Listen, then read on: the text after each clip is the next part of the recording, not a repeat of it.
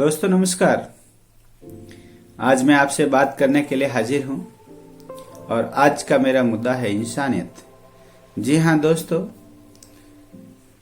इंसान तो हर घर में जन्म लेता है, लेकिन इंसानियत कहीं कहीं पर जन्म लेती है। इंसान हर एक क्षण विश्व में कहीं न कहीं जन्म तो ले ही लेता है, लेकिन इंसानियत की बात करें तो वे कई वर्षों में,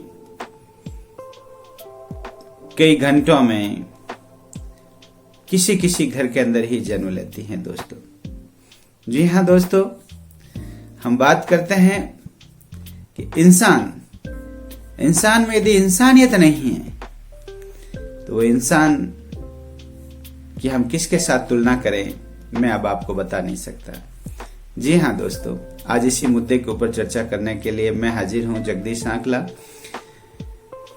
कि दुनिया में सब कुछ है मगर सुकून नहीं, और इंसान में सब कुछ है मगर इंसानियत नहीं। ये बात आप और हम सभी जानते हैं दोस्तों। आज ये दौर एक ऐसा दौर है जहां पर हर व्यक्ति केवल अपने स्वार्थीपन के लिए जी रहा है, अपने स्वार्थ के लिए जी रहा है। लेकिन मैं कुछ उदाहरण के द्वारा ऐसा बताना चाहूंगा दोस्तों कि इस देश में, इस विश्व में अभी भी इंसानियत जिंदा है। इंसान, यदि आप अच्छे कर्म करें, इंसान बनकर अच्छे कर्म करें, और तो इंसानियत आपके अंदर अपने आप ही आ जाएगी। हम अपने स्वार्थ से ऊपर उठकर काम करें, अपने प्रलोभन से उठकर ऊपर काम करें, तो इंसानियत स्वतः ही हमारे अंदर जागृत हो जाएगी। तभी तो किसी ने कहा है कि धार्मिक बनने के लिए किसी मंदिर में जाना जरूरी नहीं है। आप कर्म ऐसा करें कि आप जहां जाए वो जगह मंदिर बन जाए। जी हां दोस्तों, कई जगहों पर देखा,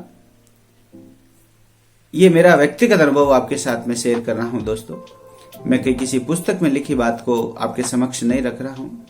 मैं कुछ दिनों पहले का जो एक एग्जाम्पल है जो मेरे साथ में घटित हुआ, और कुछ वर्षों पूर्व ऐसे 2-4 इंसिडेंट है जो मैं आपके सामने शेयर करना चाह रहा हूं, जिसे मुझे ये बताने बड़ी खुशी और मैं अपने आप को गौरवान्वित महसूस कर रहा हूं कि आज भी इंसानों में इंसानियत जिंदा है।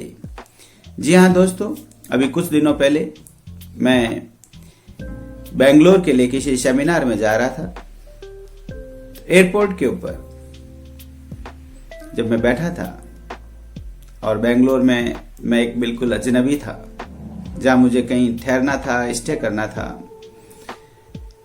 मैंने सोचा कि मैं जाऊंगा, मेरा प्लेन जो वहां पर लैंड होगा तो अप्रोक्सीमेट 12 o'clock मिडनाइट हो जाएगा, और जब तक मैं किसी होटल में पहुंचूंगा तो हो सकता है 1 o'clock भी हो जाए मिडनाइट। और मुझे वहां पर कौन उस होटल तक लेके जाएगा, मैं वहां पर कैसे पहुंचूंगा, मेरे विचार थे जब मैं एयरपोर्ट के ऊपर बैठा था दोस्तों।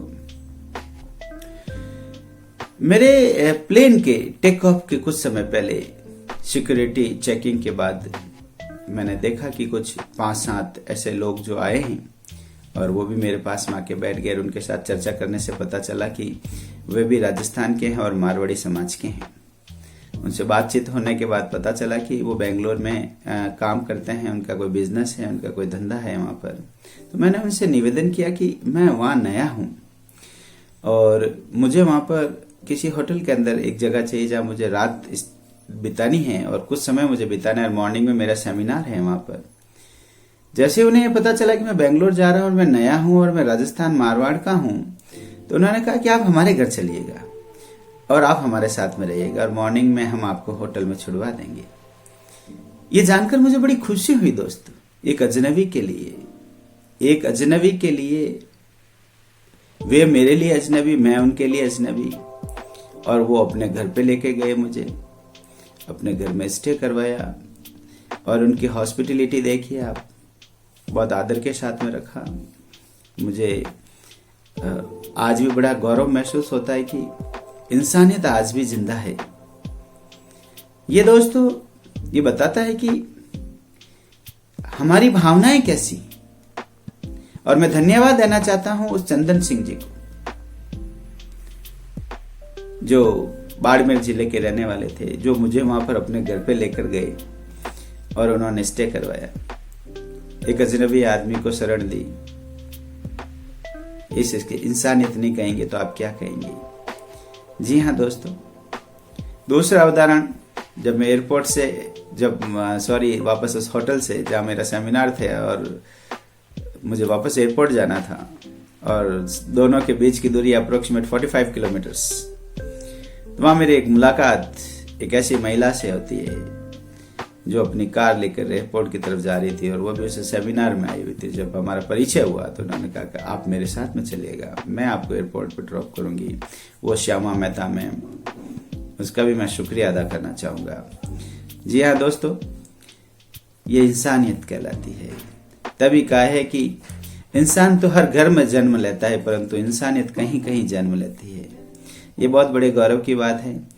हर इंसान के अंदर इंसानियत यदि आ जाए तो इससे बड़ा गौरवशाली समाज हमारे देश में कहीं पर भी नहीं होगा और हम अपने आप को बड़े गौरवान्वित महसूस करेंगे। दोस्तों, एक एग्जाम्पल मैं आपको और देना चाहूंगा। बहुत समय पहले की बात है दोस्तों, जब मैं दिल्ली से पटना की तरफ ट्रेन में ट्रेवल कर रहा था और रास्ते में हमारी ट्रेन का एक्सीडेंट हो गया और वो बेल्ट जो था वो यूपी का था और जिस जगह पर ट्रेन का एक्सीडेंट हुआ तो सबसे पहले जब ट्रेन दुर्घटनाग्रस्त हुई, रात को करीबन 1:30 और 2 बजे का समय था और आसपास के बेल्ट में वो जो बस्ती थी वो एक मॉमडन बस्ती थी और हमारी मदद करने के लिए पहुंचने वाले वहां के आसपास के सारे मॉमडन्स अपने ट्रैक्टर्स वगैरह लेकर आकर और हमारे को सबसे पहले राहत देने वाले वे व्यक्ति थे।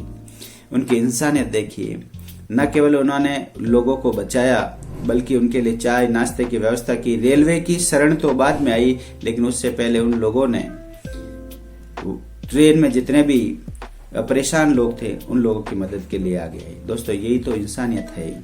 तभी तो कहा है कि बुरा देखकर मैं चला, बुरा न मिलिया कोई, जो दिल खोजा अपना, मुझसे बुरा न कोई। जी हाँ दोस्तों, जरा खोजिए तो सही कि हमसे बुरा कोई और है। अपने आप को सुधारिए, समाज सुधर जाएगा, देश सुधर जाएगा, विश्व सुधर जाएगा। इंसान पहले हम अपने आप को बनाएं, इंसान के साथ ही इंसानियत। ये इंसानियत हमारे अंदर हम इसको जन्म दें। हम दूसरों को सुधारने के लिए जाते हैं दोस्तों, लेकिन कभी अपने आप को नहीं सुधार पाए। तभी तो किसी ने कहा है कि आदमी का जीवन, अपने आधे से ज्यादा जीवन वो अपने आप को, बाहरी आवरण को सुधारने में लगता है इसको, लेकिन उसके अंदर से कुछ हिस्सा यदि वो अपने अंदर की आत्मा को सुधारने में लगा दे तो शायद पूरा विश्व ही सुधर जाएगा।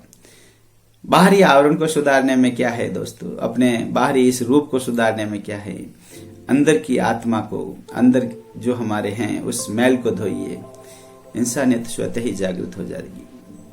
मेरा यही मैसेज है कि हम इंसान बने, हमारे अंदर इंसानियत हो, हम एक दूसरे की मदद करने के लिए तत्पर रहें, चाहे वो कोई भी क्यों ना हो। यह ना सोचें कि बदले में मुझे क्या मिलेगा। निस्वार्थ सेवा कीजिए, इससे बड़ी सेवा कोई नहीं। जय हिंद, जय भारत, नमस्कार।